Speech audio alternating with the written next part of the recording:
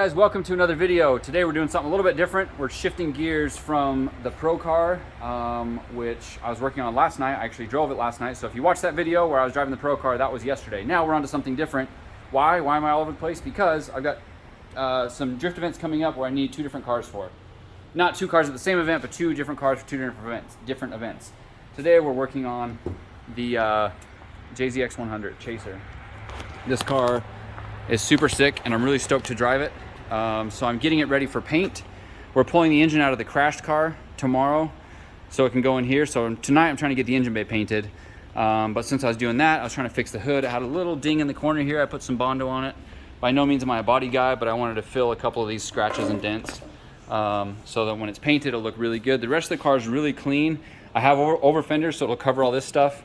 Brody did a really good job of cutting and shaving those down. Or I mean cutting and doing the tubs in the rear. We got to fit these tomorrow, get that all prepped for paint, and then we're going to strip the doors, everything off of here, and paint it piece by piece. Tell me in the comments below what color you think we should do it, because I'm not going to show that in this video. We did black flock on the dash. It looks really good, except for since the window seals were out, since we prepped it for paint a while back, we got a bunch of dirt and debris in here. We put IS300 carpet in it. It's got Tour V seats for the passenger.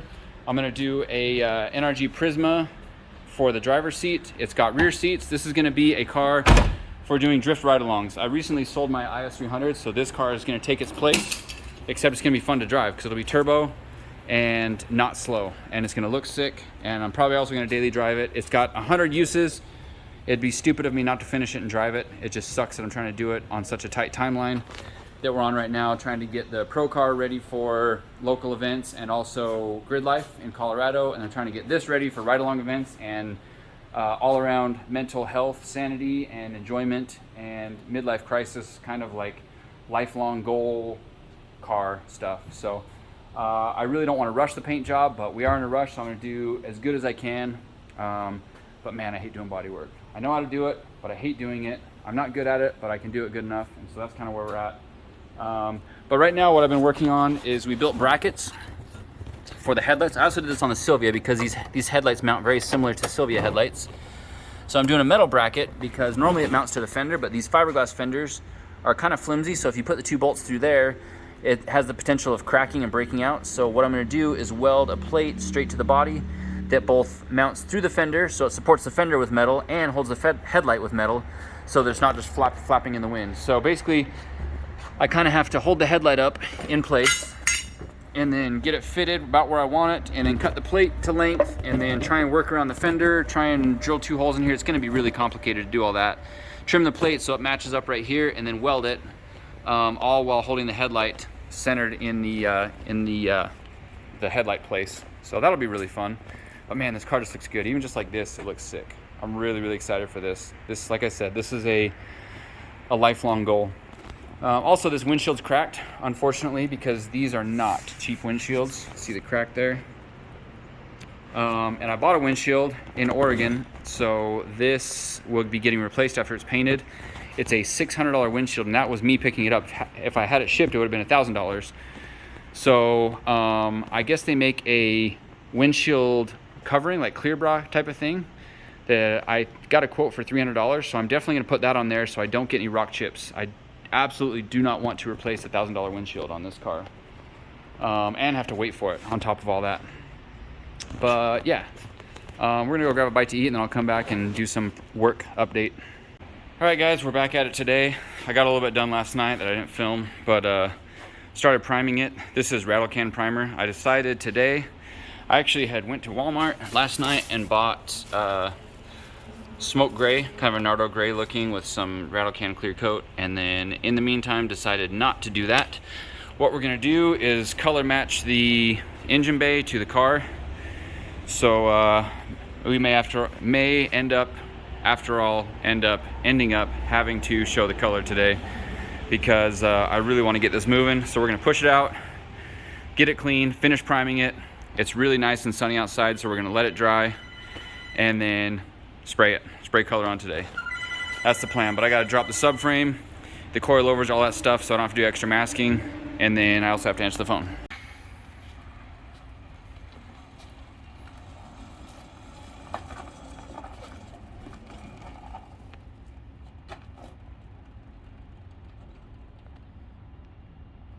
So when it comes to painting engine bays, there's, I guess, different levels of OCD. This is one thing I got when I was sponsored by Chase Bays, is I really wanted my engine bay to look good. So when I would paint and prep engine bays, I would go to like a level that's not normal for me. One thing I like to do is remove all the little rubber plugs that go in there, because you could easily paint over them, but you could also leave them black, paint this, and then when I put black over the color that's going to be there, it'll really stand out and make it look clean, like you actually cared about what you're doing and did a good job. So these kind of things, they literally just pop out really easily. Oh, I lost that one. Little rubber plugs, and I think it's worth the extra effort to make it look really nice. Of course I missed one right here, but I'll pull that out now so that we can paint under it, and then I'll just rattle can it black and pretend like that didn't happen. But that's kind of the level I want to do on this car. I mean, I could definitely go like way further, like taking out stuff like this, but I'm not going to go to that extent on this car. A lot of the little brackets and stuff that hold like wiring harness and stuff in here, I'm just going to replace with P-clamps and self-tappers, kind of race car style. But I just wanted to show you guys that as I was doing it. I decided to go over the spray paint primer with real primer. I don't know, I just had it mixed up, so I might as well do it that way. Alright guys, so I told you I wasn't going to show the color in this video, but things are moving a lot faster than I thought, so it's inevitable that we're going to get to a point where I'm starting to spray the color. So I might as well show you guys the color we're going to do. Big surprise, you guys already know. One of my favorite colors. Yellow! Need to mix it up a little bit, but I think it's going to turn out really sick. So might be actually a little bit unexpected from what you guys were thinking I was going to do, but you know, I want to switch it up a little bit. This car's a little bit different, so let's spray it and see how it turns out.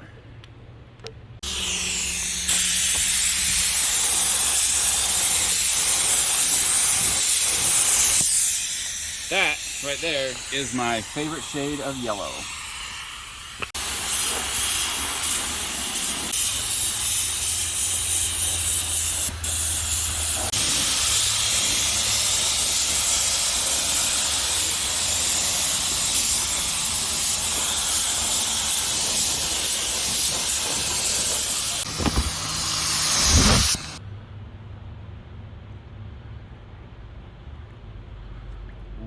Yeah.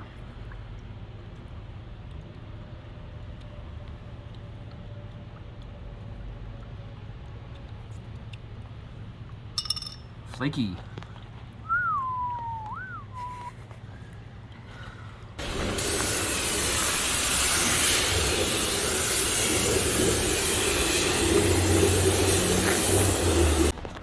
All right, so Jake talked me into doing flake.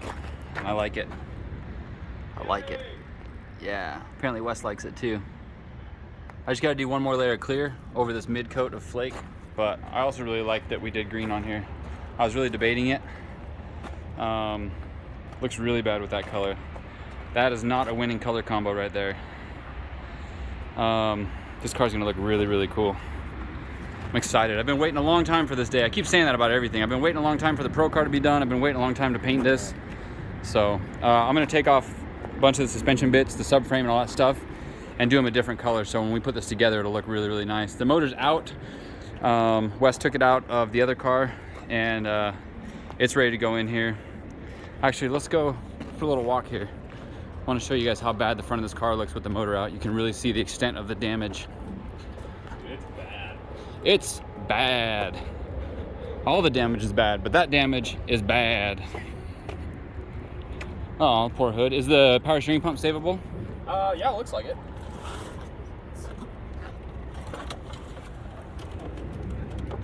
Didn't look like it took too much of a bad hit, so it looks like it's all still in one piece. Dang. That's rough. So you can really see the crinkle right here. Yeah, I showed that one earlier. Yeah. It's all the stuff inside you can see. Oh, the subframe is like crunched right there. It's like compressed. Oh god. Hope the steering rack's okay. Steering rack's worth more than the whole rest of the car. You did cut it. I had to, but yeah. the wiring harness. I think we built the car around the wiring harness basically. So in order to get that out, we had to cut that, or Wes had to cut that. I believe it. There's still some usable stuff on here. Got the Chase Bays delete, the Chase Bays clutch master. Oh, a boost controller. Probably still set for what it needs to be. Hey now. Hey, that's set to the perfect boost. But I'm gonna take a bunch of the wiring off of here, use as much as I can for the other car. Does this look okay? I just asked you that. Yeah. Oh, sick. That's good. So pretty much everything off of this car is gonna go onto the 100. Not everything, but everything we can use. I don't think I've ever seen an S13 bend between the subframe bolts. Oh. That is wild. What? That is wild. They always bend either before or after, but not right in the middle of it. Anyways, that's not the point of this video. So you can see like right here, it's starting to separate a little bit. Yeah, that's common. That happens from hitting bumps. Ooh, even better right there. That's not normal. Yeah. All right, back to the project at hand. All right, guys, we're back today doing Chaser things.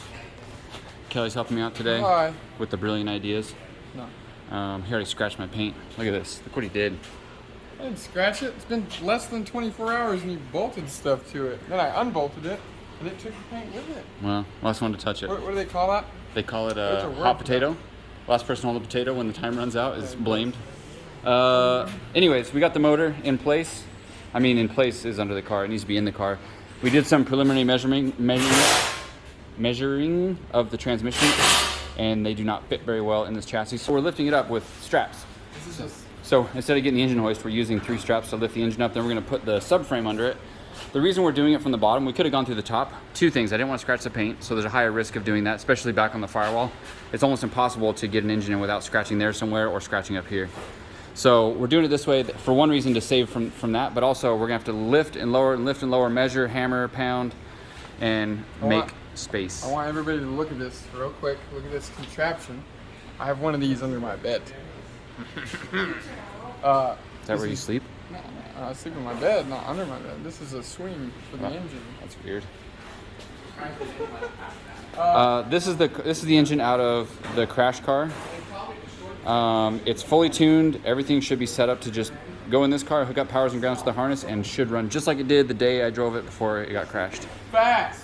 So I'm excited about that. I want to be able to turn this one down quite a bit. This car doesn't need that much power. Axle braking power. So that's where we're at. We're gonna put the subframe under here, and then we gotta clearance the tunnel. There's gonna be a lot of space needed in that tunnel.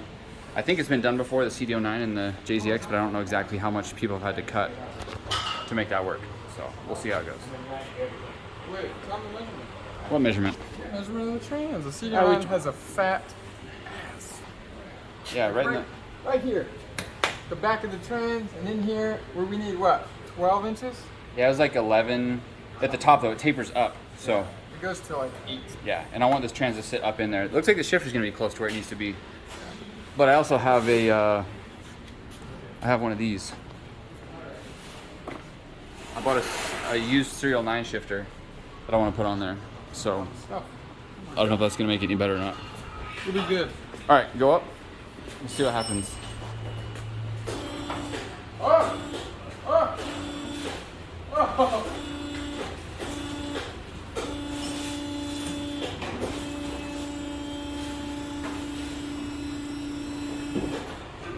All right, it's not bad.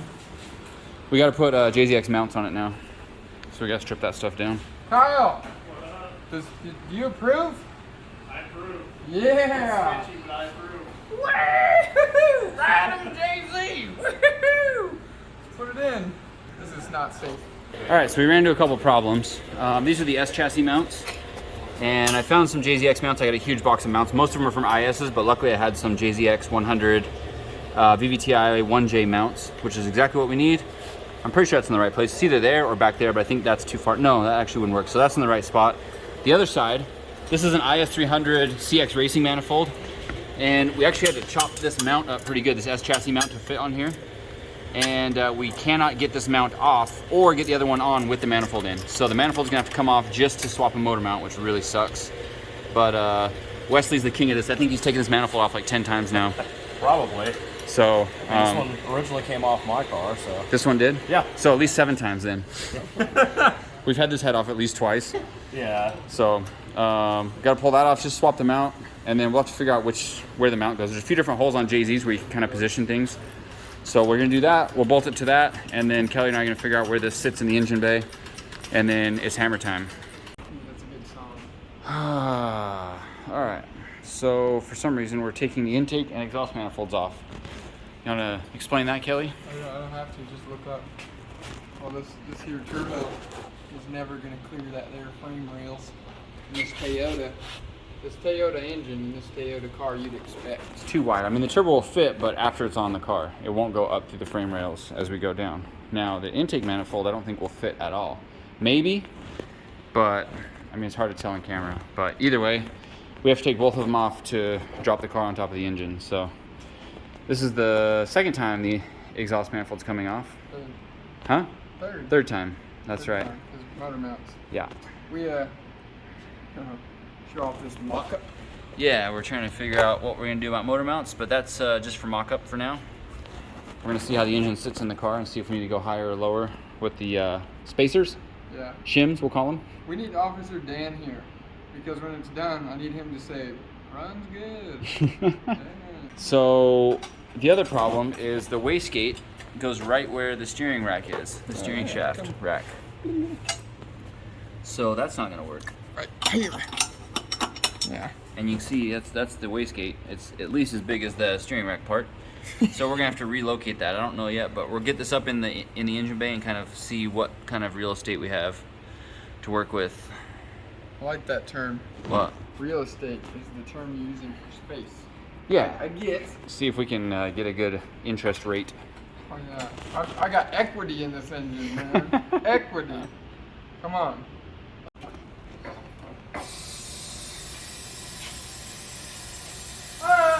What? Just kidding. Oh, don't do that. Why you gotta play like that? Why you gotta play games like that, Teddy? Are we good? Good? I'm not gonna say anything until we're not good. Okay, probably stop there. That's probably a good spot. Stop. Stop there. Oh, you were saying probably. Probably. There was some doubt in your voice. There's always doubt. Oh, there's plenty of room in this engine bay. Yeah. All right, we're pretty close on these studs here. Just gotta shimmy, shimmy, shimmy, shimmy, yay, shimmy, yay. Shimmy, yeah, shimmy, yeah.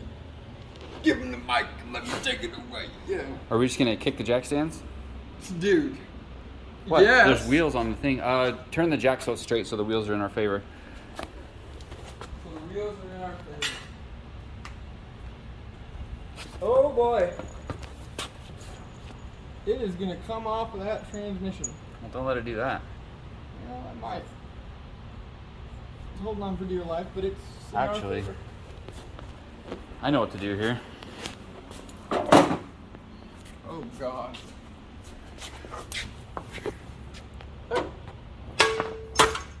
Oh.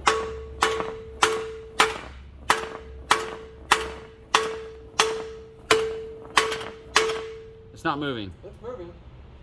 Well, it's moving the jack stand Yeah. in comparison to the thing, but it's not moving the thing in comparison to the other thing. This is when you get out the old Whitney crank pulley installer. Yeah, dude. Don't do that. You're gonna tip it. You gotta move the whole thing. Here. I don't want you to lose your legs. Easy, easy. All right, it's actually working pretty well. Oh no! What? Nothing crazy, just that. Oh, okay. All right, let's go up a little bit. Keep going, right there. Give her another kick. Just to your left. Nope, just your left. On my left. Oh! More. Okay. How's it look? Let's go down a little bit. Kind of needs to go that way a little bit. Okay. That's it. You should stop. Well, We're close. to ask the camera people what we should do next. They don't know. What would you do next, camera people? People of the whatever service you're using to watch this video. It's like it's made to be there. Here's a question. Tell me in the comments if you've ever seen anybody put an NA VVTi 2J in a JZX100 NAT. NAT, yeah. Yep. Yeah. VVTi IS300 or GS300 motor in a JZX100 turboed. And if you have a JZX car, put a picture of it. I want to see it. Do it. I like that stuff. Tell me about it. Tell me about your car. All right, so I bought this body kit in Vegas from Travers. He actually had it for his JZX100, and then I don't remember how we found out. I guess I bought some other JZX parts, and he's like, hey, do you want this body kit? And I was like, yes, I absolutely do. I don't know anything about it. Supposedly it's a final connection replica kit, but I've never actually opened it, so let's bust it out.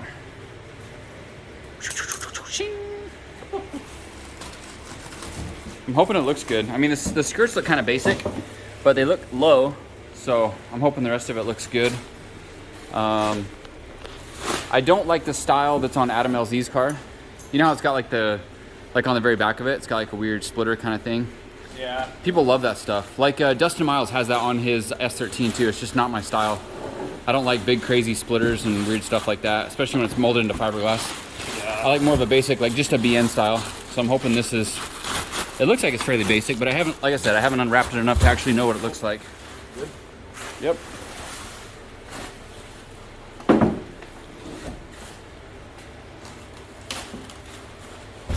Let's get some light in here.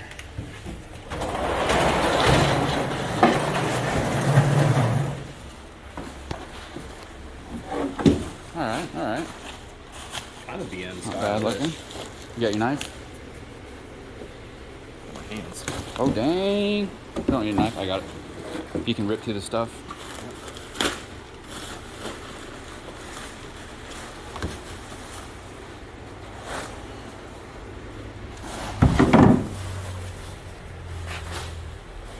All right, that's not too bad looking. I kind of like that. It is a style that comes up in the rear. It looks like that would be sitting flat. So it's not like a completely flat rear. I like the fact that it's only got one exhaust outlet. I like the shape and size of that exhaust outlet. I can get on board with that. All right, we'll open the front and then show you guys that. All right, there's the front bumper. I do like that. It's pretty basic, and it's just the basic style that I like. It's got like a, it looks very BN-ish to me. I don't know what the BN kit looks like on these, but it's that same kind of style. Yeah, this is gonna look good. I'm stoked on this. Might do a splitter on it, I'm not sure. But either way, it's gonna look low and it's gonna look good. The other bumper that came on the car had fog light holes. This one doesn't, so I guess I'll run without fog lights, which is fine. That's more of a street car thing. This is gonna be a drift car. But yeah, I'm excited about this. Can't wait to see it when it's painted and how it fits up to the car. Other than that, we got the engine hung in here. Looks like the trans might actually fit better than I thought. And if you look at the oil pan to subframe, we've actually got room to make the motor mounts a little bit shorter. So I'm gonna drop the engine down a little bit. We're gonna get rid of that stock mount and do solid mounts on both sides. I've got the trans jacked all the way up to where it hits the tunnel. So I'm gonna make some marks, clearance it a little bit, but I think that's about where it's gonna sit. So if we look from the side, it's definitely lower than the frame rails. But not any worse than my S13 was. So I'll try and get it just a little bit higher. The shifter's actually not in a bad spot. It's not too far off from the shifter hole. You see it, I got silver tape up there. So that's the center, where's my finger?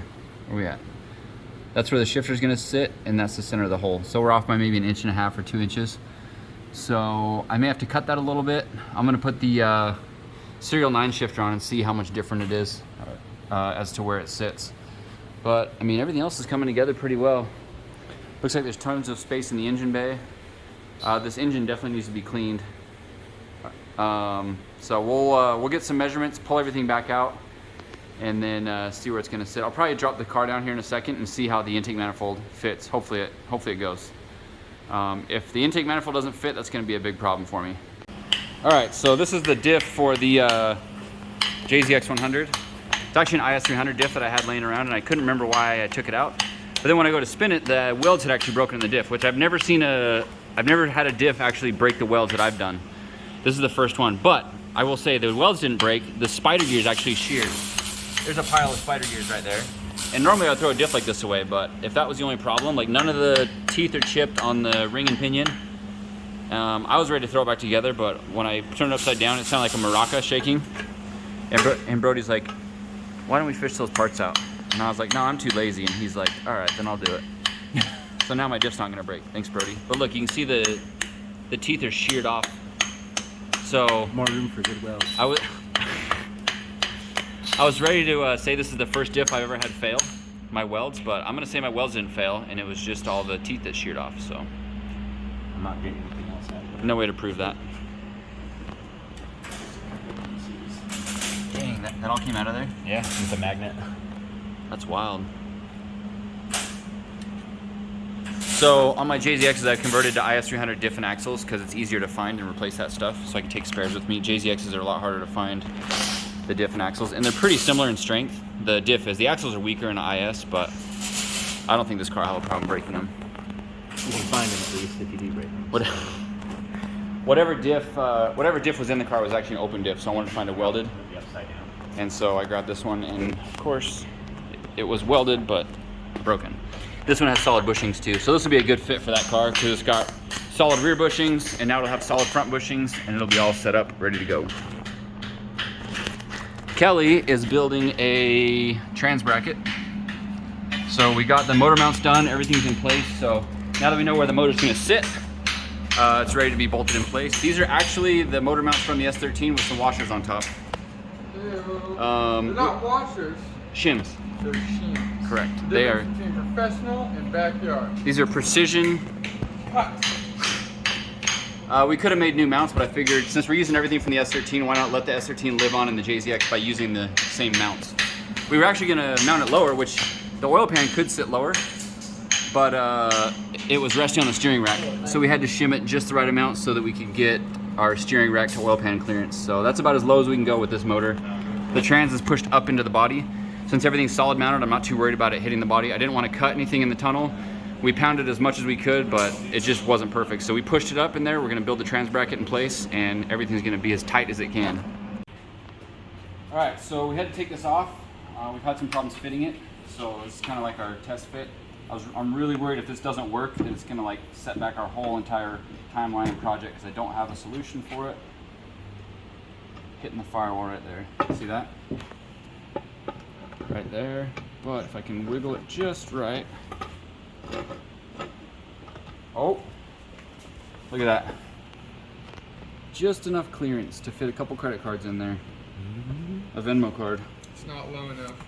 And right here, I was worried about this too, but it looks like that's gonna fit just fine.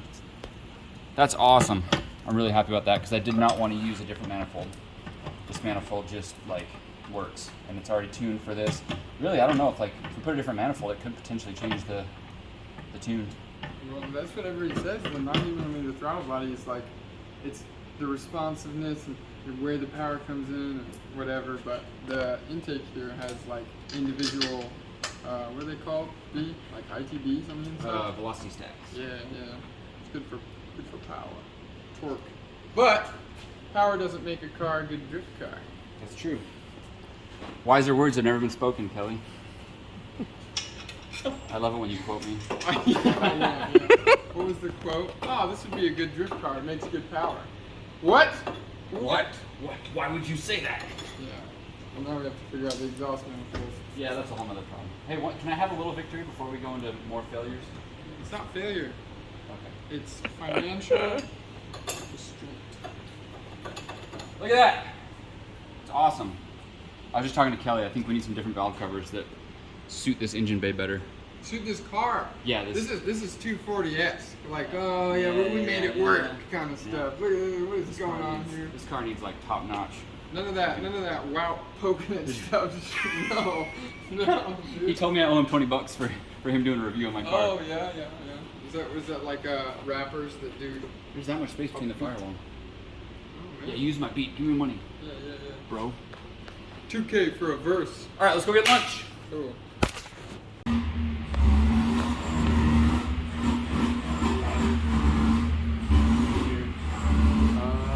We gotta take the compressor side off. It's not even close. This is gonna be an issue. Thanks for putting that there, Brody. Yeah. I would have scratched the paint 30 times already. So it looks like the compressor side is going to hit right there. So I'm going to take the compressor off, set it on, see how close we are, if we can even fit it, or if I need to be looking for a different manifold.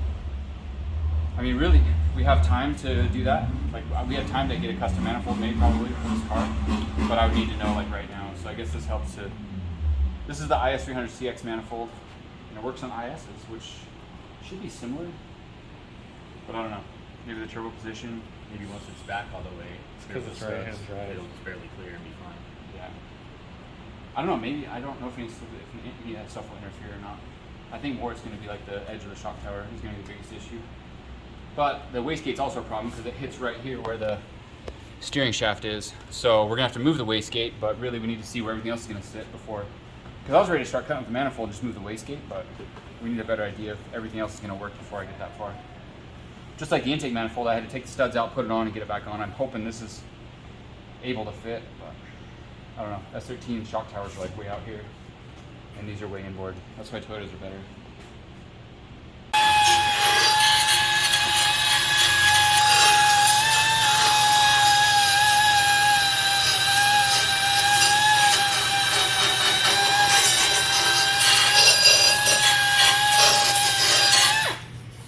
So you might wonder what we're doing here under the car with a zippy grinder wheel or a sanding disc. This piece is an aftermarket chassis brace for a JZX90, which obviously is the same for a JZX100, but the difference is, oh sorry, so IS300s come with a piece factory that bolts between there. The 90s and 100s don't. And so I figured, okay, well, why not have one, right? My first initial idea was to take one from a IS300 and just weld it to these things. But we had this aftermarket chassis brace that's pretty close to fitting, so we're just gonna weld it together and make all of this and this piece into one, so it'll be like a big chassis brace underneath welded to those two plates. So when you take it off, all of it will come out together. I think it's gonna make a substantial difference in the bracing of this car. Should be pretty cool. All right, so I think I'm ready to call it a night. I've gotten quite a bit done on this thing. My work area is an absolute mess, which I hate. I'm gonna clean this up tomorrow. I'm too tired to do it right now. I've been getting engine-based stuff figured out. I got the clutch and clutch line installed. I'm having trouble bleeding it. I'm pretty sure it's because the line goes up higher than the fluid level. So I may have to do something to get that to force bleed. But I've been trying to tuck things as nice as I can and get things nicely mounted. I got most of the fuel line stuff done, at least to the back of the car. I don't have it hooked up to the fuel tank. But I tucked the lines down this way. They go up and under the car with a bunch of fancy P-clamps. I've got the radium fuel regulator, fuel pressure regulator.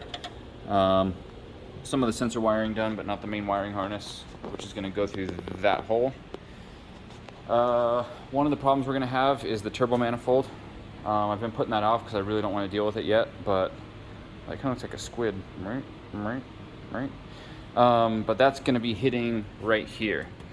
So I don't know if I'm going to have to get a different manifold or if I'm going to have to modify that. I'm not sure yet how it's going to fit in here. The motor mounts ended up working out fine. We just got some washers stacked on top of the S13 mounts that we made. Kelly made a nice trans bracket. You can see we welded up and painted that brace down below. Got the steering shaft hooked up. Man, things are going pretty well that way. The engine is in place, the transmission's in place. I ordered a drive shaft from Excessive. I spent some time to get the NRG bucket seat mounted in on some sliders, which of course don't slide. These things rarely ever slide unless you mount them absolutely perfect, so I may have to make some adjustments to make those slidable. I switched to the Serial 9 shifter. I'm really stoked on how it fits in here and everything goes together.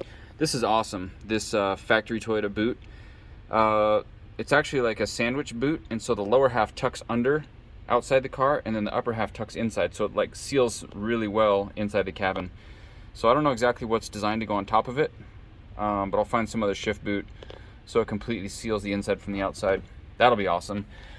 The dash is nicely flocked and super dirty because we took out all the door seals.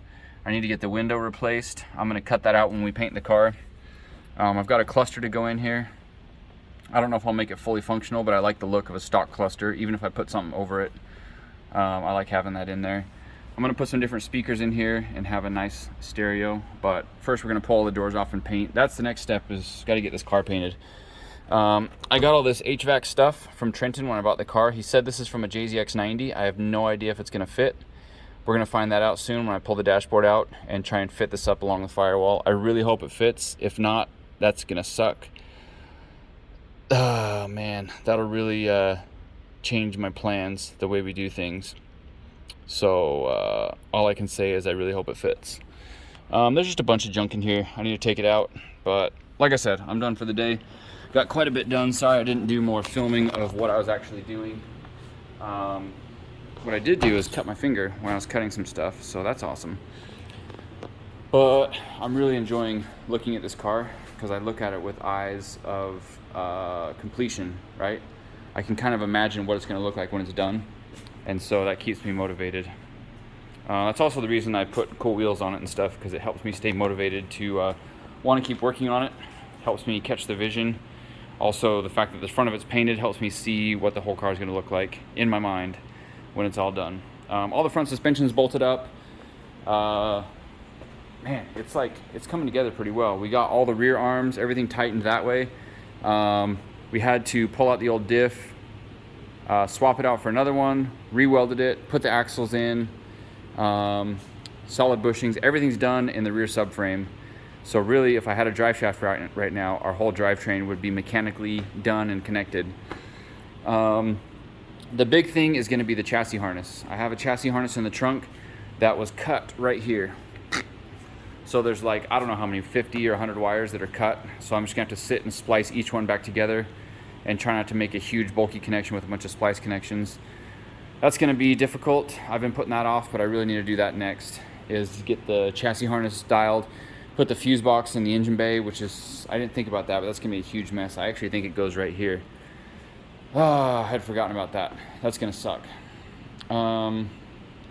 I had all the boys that have been helping me sign their names under the fender. So when I pull this off in the future, I'll remember all the work we put into it that we're doing right now. Not that I couldn't just watch this video to remember, but I like cool stuff like that. Brake lines, I'm going to do soft lines. So I put adapters in that go from M10 1.0 to -4. So I'll run the front line out, tee it out, and then go left to right. And then this one will go inside the car to the hydraulic handbrake, back out, and then tie into these two brake lines, which, come on, where are we at? I can't see anything. Where are you at, brake lines?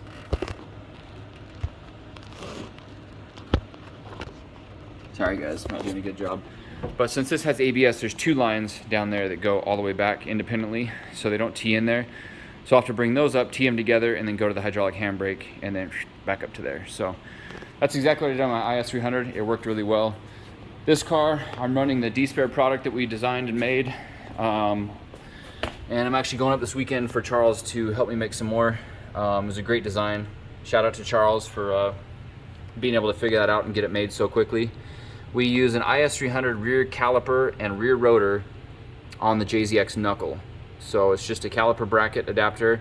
And if you want to run your factory handbrake, you have to get Project Muse shoes or find a way to get thicker shoes made to work with the factory handbrake. This car, I didn't have any of that stuff, so I'm not gonna be running the factory handbrake. It will just be the hydraulic inline handbrake. And I'll probably use like a bungee cord or something for a parking brake, since this will be partly street car. This has some Gecko coilovers that have almost no miles on them. I bought them brand new, ran them on the JZX100 once, and the car's been sitting ever since. So they're actually starting to look a little bit rusty, but they are pretty much brand new. Man, that is it. I'm done talking. I'm gonna go home. Guys, I wanted to talk about one more thing. That is new merchandise we've got coming out. I don't have a store set up or anything yet, or not a crazy amount of merchandise, but for now we've got D-Spare Slaps version 3. I sold out of version 1. I've got a few version 2s left, and then now we're on to version 3, and then soon we'll be on to version 4. I don't know what it's going to be yet, but it's just our rectangle slaps. And then on top of that, I have a commemoration sticker that commemorates the crashed car, and I'm hoping to sell some of those to help fund some other stuff. building these other projects to keep kind of motivated and be able to do what I enjoy doing. So if you guys want to support me, support the channel, please buy merchandise, and that helps me continue to do this stuff. So thanks for watching, guys, and as always, the biggest thing that helps me out is if you like, subscribe, leave a comment below, and help me grow this channel, because I'm trying to put in the effort to make this stuff grow, and what it takes is participation from you guys. And I appreciate all of you guys that leave comments. There's some of you guys that always leave comments. Shout out to you guys, because I look forward to the comments from the people that always do, but I also like to hear from new people. What's crazy is when I was in Indiana and when I was in Florida, I get people coming up to me saying, "Hey man, I watch your channel." I'm like, I don't get that many views, but I'm meeting people like in these random states that I go to, so I love hearing that.